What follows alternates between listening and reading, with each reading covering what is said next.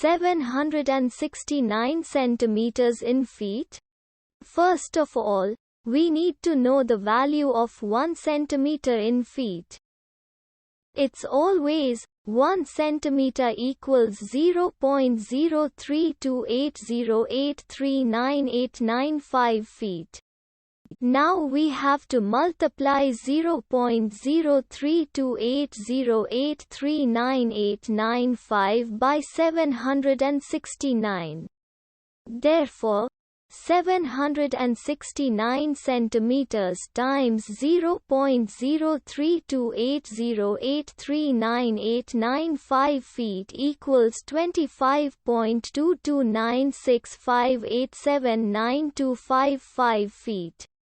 So, in other words, 769 centimeters equals 25.2296587925 feet.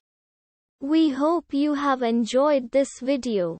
Please like and subscribe to our channel for more videos like this.